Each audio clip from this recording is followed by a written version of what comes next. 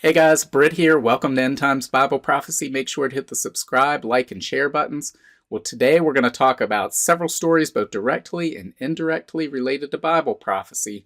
And the first one I want to start with is a follow-up on last week's discussion on economic data points. And several of those that we looked at were pointing to the worst since the Great Depression, or in the case of one of those, unprecedented.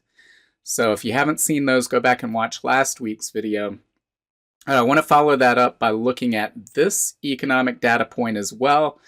This is from Federal Reserve of St. Louis official government data. It is the yield on the 10-year U.S. Treasury minus the yield on the 3-month Treasury, also known as the yield curve.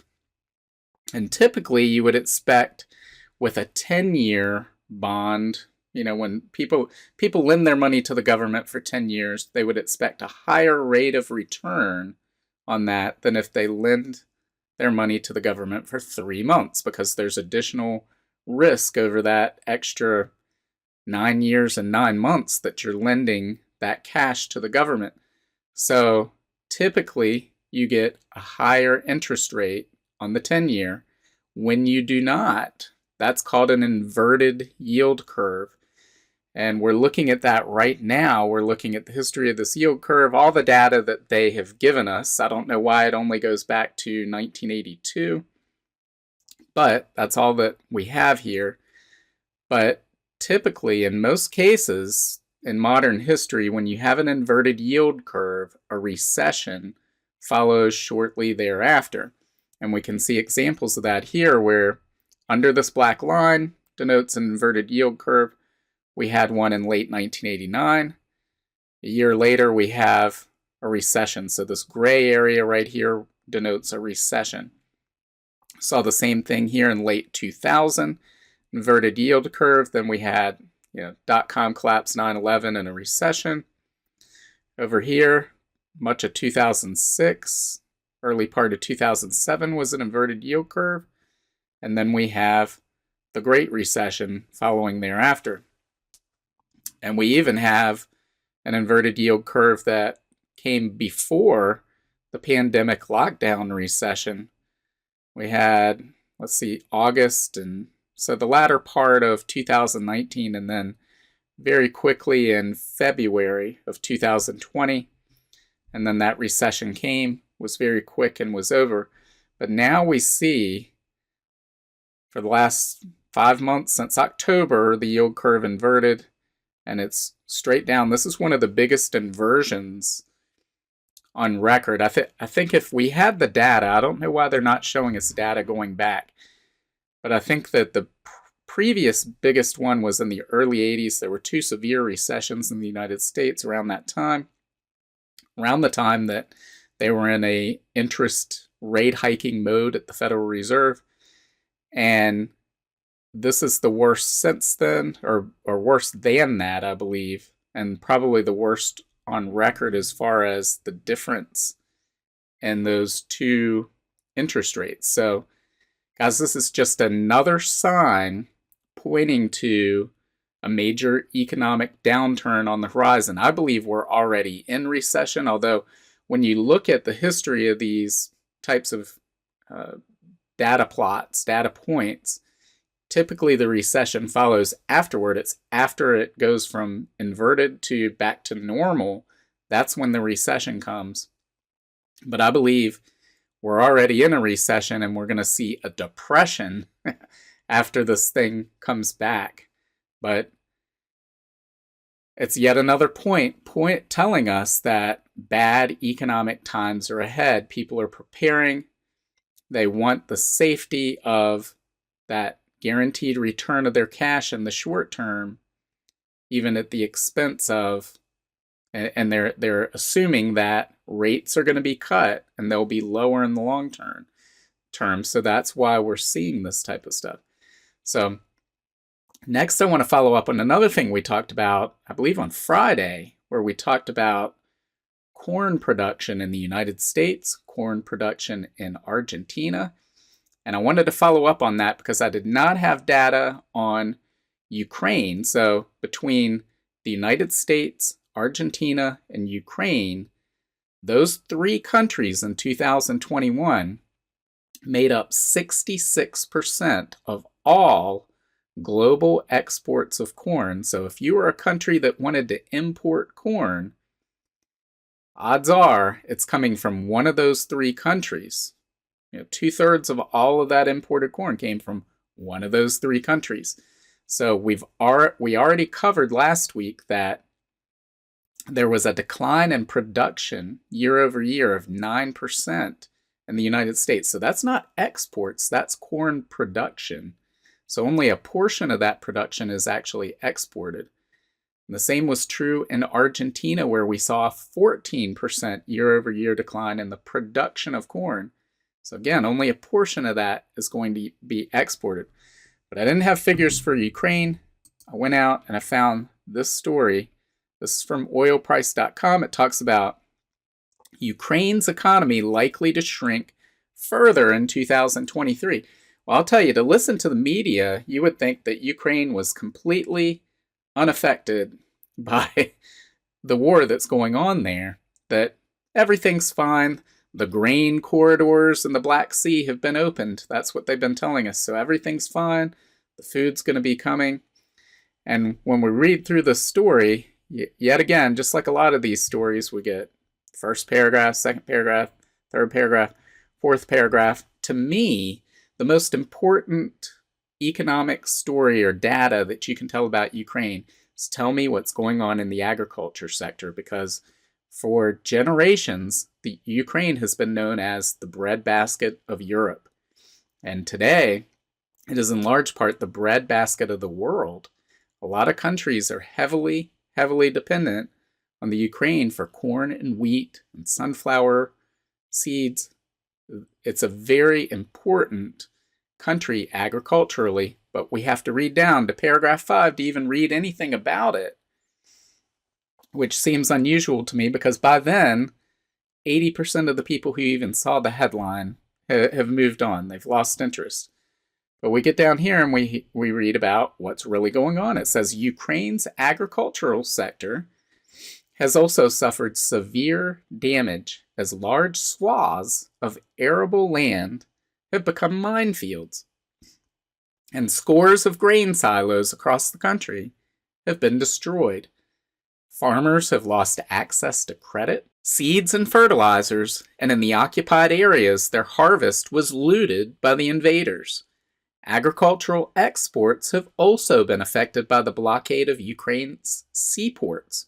Russia eventually agreed to unblock only 3 of Ukraine's seaports, in line with the August 2022 Grain Corridor Agreement mediated by Turkey and the UN.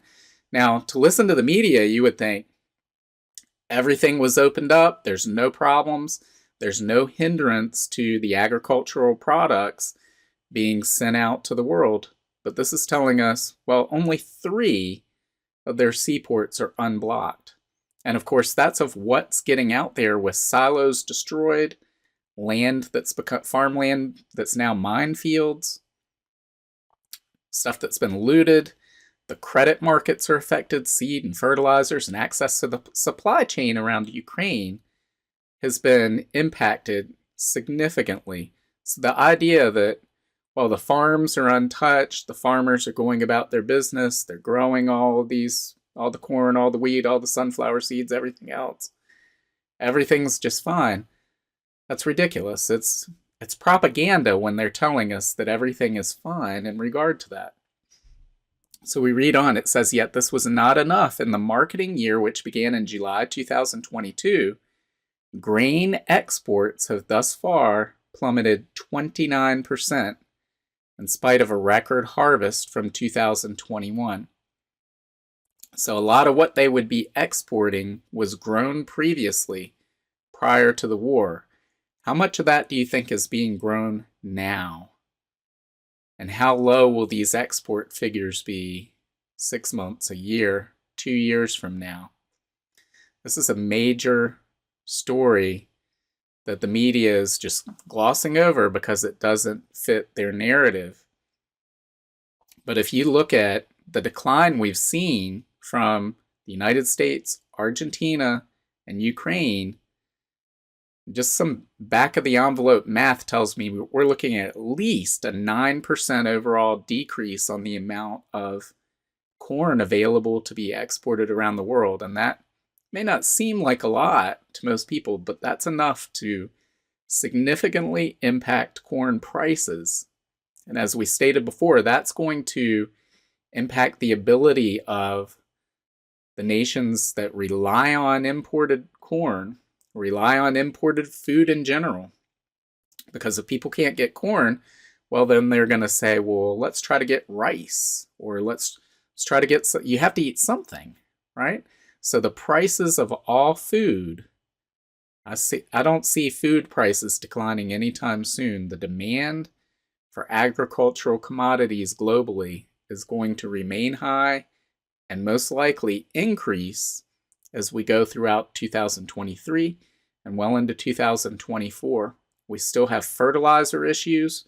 We still have drought issues. There's a number of issues affecting food supply. And again, the wealthier nations are going to buy up that supply. They're going to bid up the price on the open market for whatever exports are left. And that's assuming that countries continue to export a lot of these agricultural products and that there isn't pressure from their citizens to put those on a lockdown and to ban exports because we need that food here domestically in our own country. So guys, this is going to lead to major food crisis as the year unfolds. Next story I want to talk about is this spy balloon, the so-called weather balloon, the Chinese weather balloon that went over the United States of America over this past week. I'm sure many of you have seen this, and many people have speculated on what does this balloon mean. I could add to that speculation. I don't know that I bring anything to the table, but one of the best analyses that I saw best analysis I saw of this was on Quote the Raven, QTR's Fringe Finance. I think this really encapsulates what this is all about. It says China preps for war. Spy balloon, not a weather balloon, belies much larger economic warning signs. It says the spy balloon is an easily digestible situation that should make it clear for most of the U.S. that China is not our friend, but what's been going on economically should be even more concerning. He says, by now you probably know the Chinese spy balloon that for some reason was allowed to traverse the entire United States despite us knowing about it days ago has now been shot down. So they shot this down over the weekend. It says, put simply, it was too little, too late for several reasons. And there's been shuffling, specifically economically by China over the last 10 years that shows the country's aggression toward the U.S. could only be getting started. First, China and Russia both now have a gauge of our reluctance to secure our own airspace. If the deployment of the balloon was to see how we'd react, they got their answer, slowly and uncertainly. Second, if the balloon's purpose actually was surveillance and nothing more nefarious, it was likely able to get whatever data it set out for after floating above numerous military installations. And here's the big one, I believe. It says, third, we have to be acutely aware of the potential for the balloon to be a test run for another balloon, many of which have speculated could be the means for an EMP or an electromagnetic pulse. So guys, and that ties right into the first point that he gives here is to gauge our reaction. You know, there's a reason a trial balloon is floated, and that's a phrase that we use to try to figure out how people are going to react to something. And this is the perfect instance. I believe that whatever this was, and I don't know what the purpose of it was, I don't know what the United States knew on their side and why they reacted the way they did. There could have been perfectly legitimate reason to shoot it down after it had crossed over rather than before. I don't know. I'm not privy to all that information. But I'm almost certain that this was intended to find out what our reaction would be for future knowledge. They want to know if something like this were to come over, what would we do? And they gathered that data, whether our response was the correct one or not. That's a data point that they now have. And I think when you scroll down toward the end of this article, he sums it up perfectly, I believe. He says, I don't know what the spy balloon means. And I don't either. But what I do know is that it likely belies additional coming aggression, both physically and economically. And again, I think that sums it up perfectly. It's a trial balloon. This was not some weather balloon that went off course. It wasn't a weather balloon, I know that much. And I know that it didn't unintentionally get off course and end up going over the United States. It was intentionally sent. For what purpose, I don't know, but I'm almost certain that this is an indication that there is a more aggressive stance between China and the United States coming, whether it's over Taiwan or other issues. And this could be foreshadowing a physical war, as he says in this, or just economic warfare, as we've talked about with the BRICS nations and the attack on the US dollar, or a combination of both. But this is not good, and it was not a weather balloon, in my opinion. So, what does all this mean, guys? Well, here we have rumors of war, and we have a story about a coming famine on a global basis. We've got another story, another data point pointing to the worst economic downturn since the Great Depression, and probably in modern times equivalent only to the Great Depression in its size and scope of what's coming. All these signs pointing to us. We had an earthquake this morning in Turkey. It was 7.8 on the Richter scale, leveled buildings. So, Jesus talked about earthquakes and famines and rumors of war. And we see all these different signs that Jesus and the prophets said to look for, that would precede his coming, that would come during the tribulation. And while we're not in the tribulation period, we can see the table being set for those events to play out in the very near future in a way that we couldn't see in years past. For instance, the nation of Israel exists again. For 94% of Christian history, there's been no nation of Israel. Today there is. The Jewish people back in possession of the city of Jerusalem. The gospel being preached all over the world. We see the mark of the beast technology, not the mark of the beast itself, but we see the function and the capability of the mark of the beast being rolled out in modern technologies. We see this ability for the whole world to be able to see the witnesses from Revelation 11 lying in the street. That wasn't possible for previous generations. So we're seeing all of these signs come together. And Jesus said, when you see all these things, look up, your salvation draws near. So guys, I believe Jesus is closer to his return than ever before.